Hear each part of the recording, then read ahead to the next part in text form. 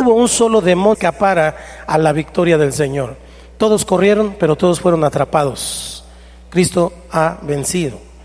Todos los poderes de las tinieblas quedaron bajo ese yugo. Jesús venció. Así que constituyen una amenaza, pero una amenaza a los que tienen falta de fe. La fe es lo que el justo, que significa justificado, no teníamos derecho, pero como que es Joel 3 siguiente. Así que, y a vosotros estando muertos en pecados y en la incircuncisión de vuestra carne, os dio vida juntamente con él, perdonándoos todos los pecados. Usted, anulando el acta de los decretos que había contra nosotros, que nos era contraria, quitándola de en medio y clavándola en la cruz, y despojando, si usted el cielo, porque sabe que esto tiene poder. La sangre de Cristo es la representación de esa vida. Dice el Antiguo Testamento y el Nuevo Testamento lo confirma, que la vida está en la sangre. Cuando una persona se enferma de algún problema de la sangre, es complicado, muy complicado, porque entonces la vida está en la sangre. La sangre tiene que estarse oxigenando, es la que fluye en todo el cuerpo. Una persona se desangra, muere.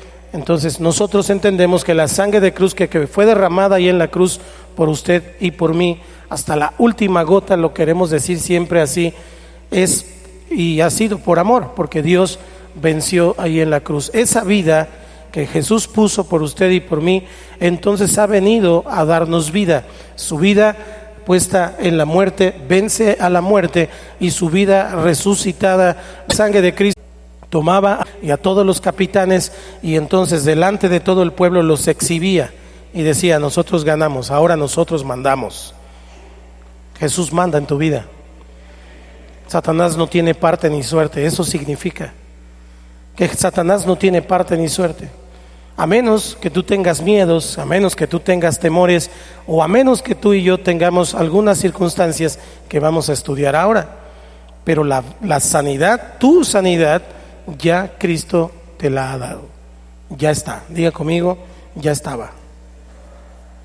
Voy entonces, después de esta pequeña introducción, a hablar acerca de la virtud de la sanidad.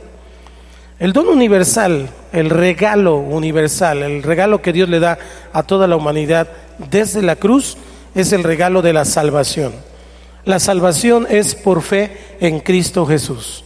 Si una persona, tal vez esta mañana hay alguien aquí por primera vez, o escuchándonos en cualquier lugar del mundo, esta mañana nos escucha y hoy esta mañana abre su corazón y le entrega su vida a Cristo, entonces al Rey Dios nos perdona, y por lo tanto, como ya no hay qué ni quien nos acuse, entonces usted y yo somos absueltos.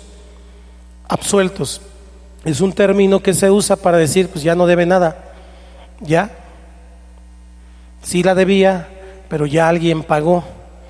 El hijo que chocó, que andaba borracho y que lo entambaron, pues tuvo que ir el papá, y entonces después de poner su cara de vergüenza y todo lo demás, ¿verdad?, tuvo que pagar una lana para que el hijo saliera absuelto, para que saliera, para que ya no estuviera encarcelado.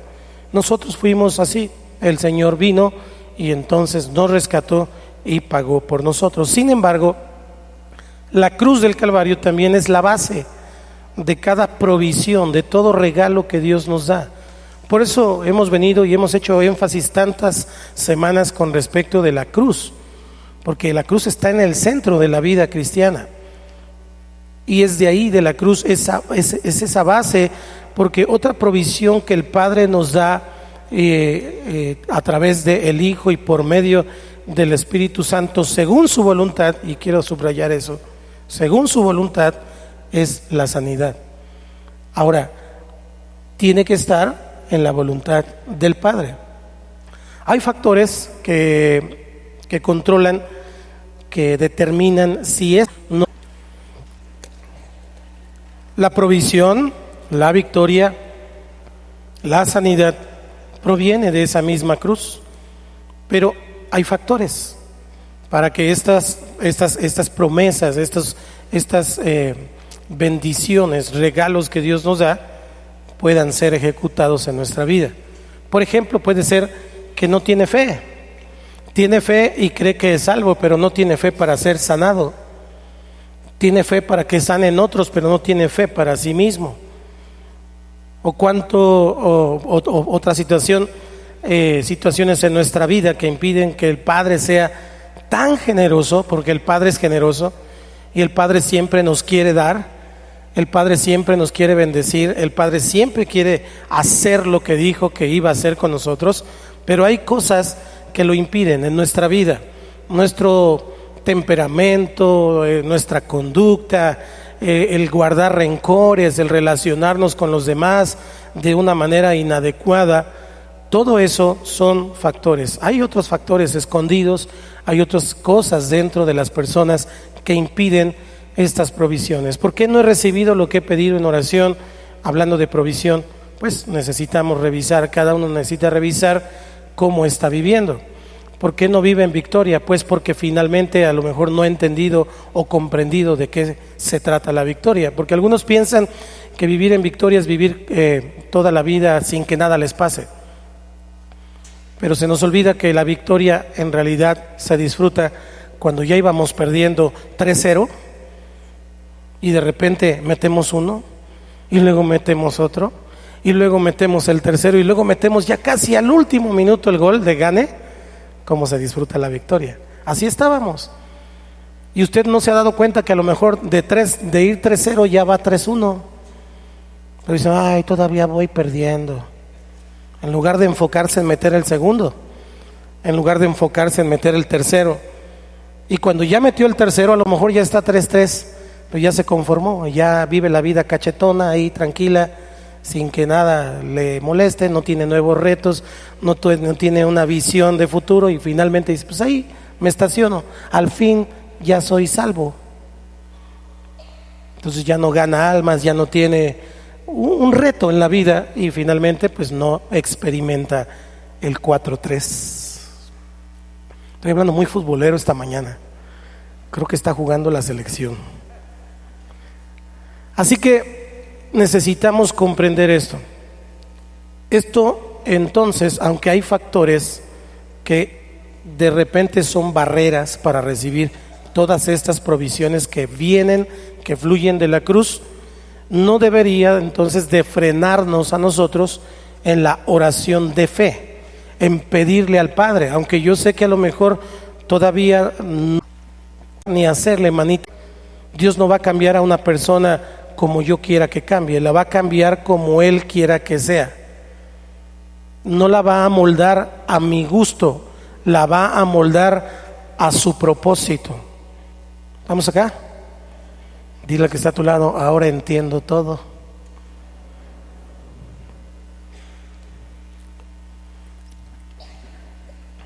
Deuteronomio 29:29, vaya conmigo ahí.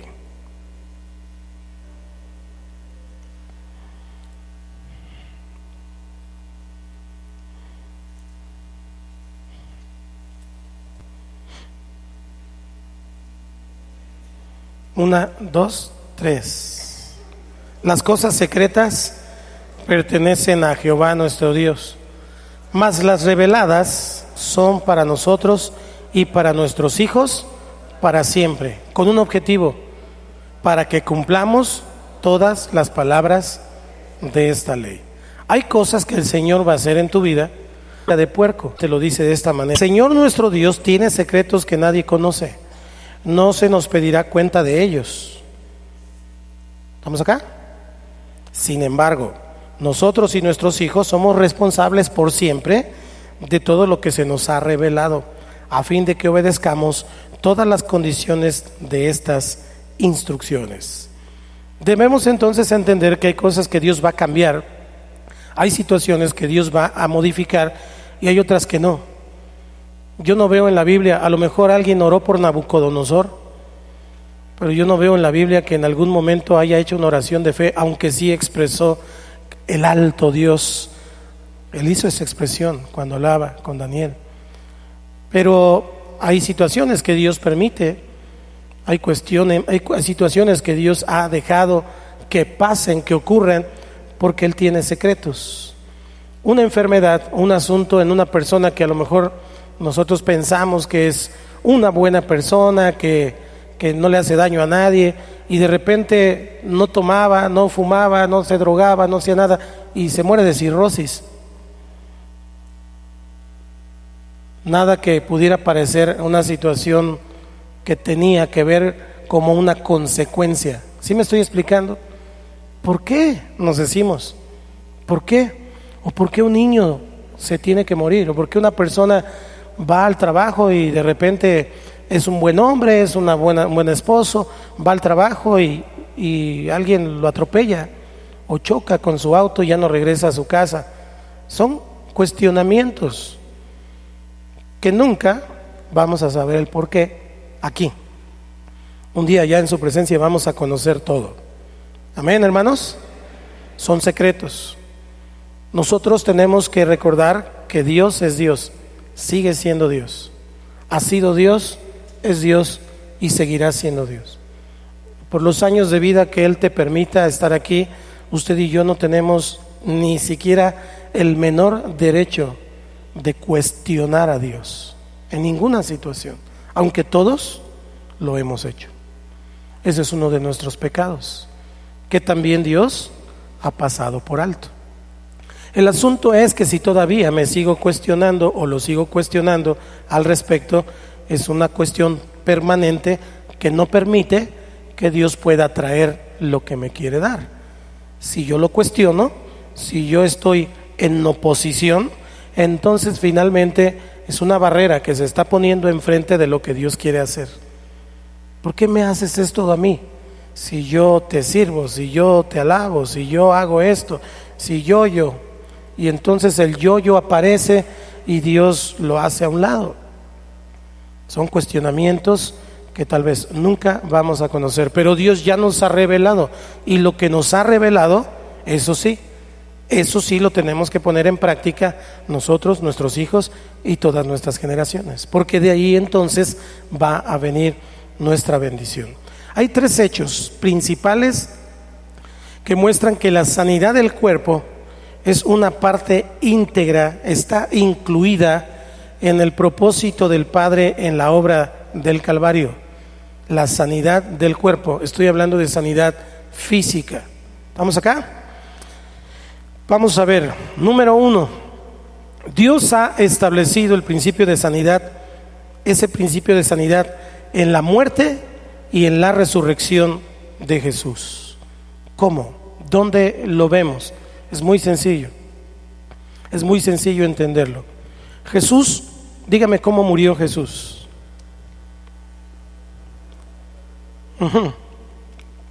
Yo sé que crucificado en la cruz. ¿Cómo murió? ¿Cómo estaba? ¿En qué condiciones estaba crucificado? Físicamente.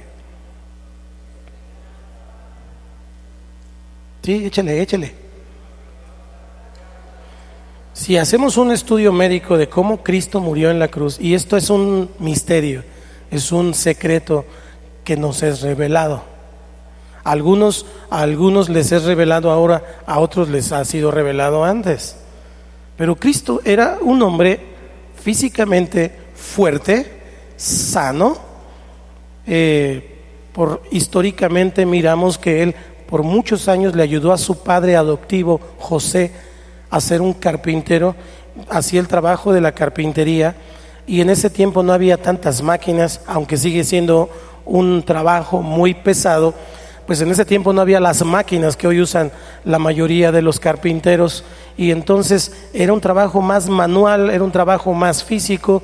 Además caminaba y recorría cientos de kilómetros, no había la ruta 20, la 30, la 40 y la 80, no había nada, no había taxis, la gente se mantenía sana, era sano. Pregúntese cómo terminó en la cruz. Pero para saber cómo terminó, recuerde lo que le hicieron, por tu culpa y por la mía. ¿Qué le hicieron? Lo azotaron, lo golpearon, lo humillaron, Piense en el asunto